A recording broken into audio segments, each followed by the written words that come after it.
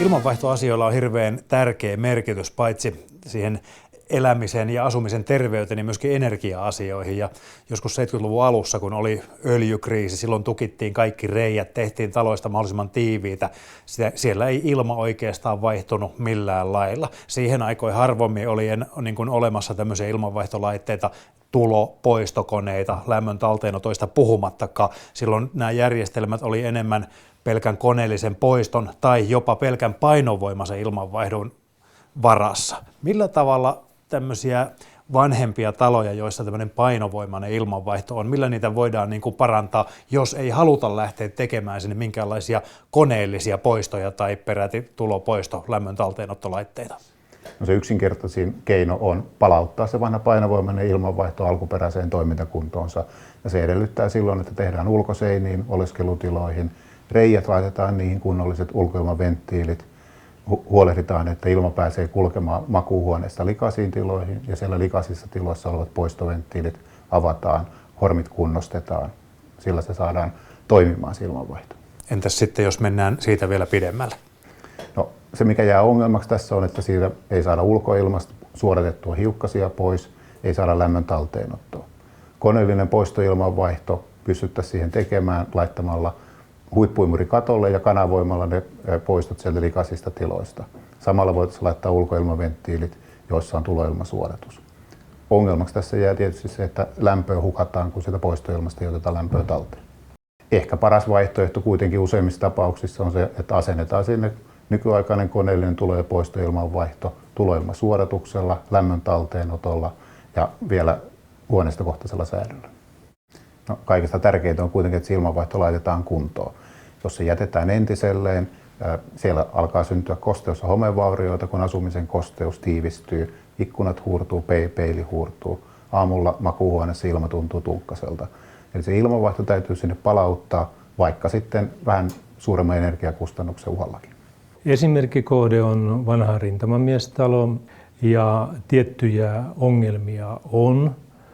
Mutta me olemme pyrkineet ne nyt ratkaisemaan sillä tavalla, että käytetään seinäventtiiliä makuuhuoneissa, joissa tällä hetkellä ei ole minkäänlaista ilmanvaihtoa.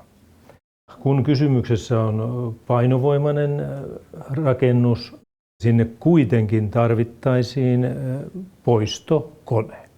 Sijoitamme poistokoneen yläkerran vessaan, jolla saadaan yläkertaan myös alipaine, joka muuten olisi lähes mahdotonta, koska muussa tapauksessa yläkerran raitisemaventtiili toimisivat poistoventtiileinä.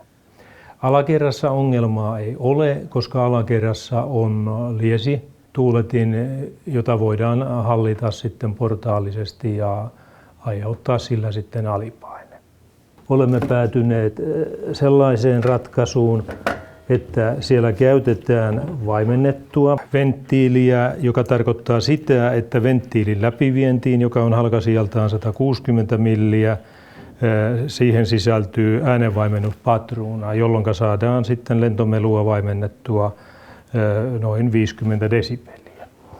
Ja kun meillä ei ole mahdollisuutta käyttää tällaisessa ratkaisussa takaiskullista venttiiliä, käytetään kuitenkin niin sanottua myrskysuojattua ulkosälettä, jossa on taas se etu, että tuulenpaineen vaihtelut saadaan eliminoitua tehokkaasti johtuen tästä ulkopuolisesta rakenteesta. Eli täällä on säleikön tilalta sileä levy takana ja ilma otetaan sivulta ja toisaalta pulverilumikaan ei pääse sisälle, koska täällä on sitten tällainen niin sanottu USAV-tyyppinen venttiiliosa vielä piilotettuna sisällä.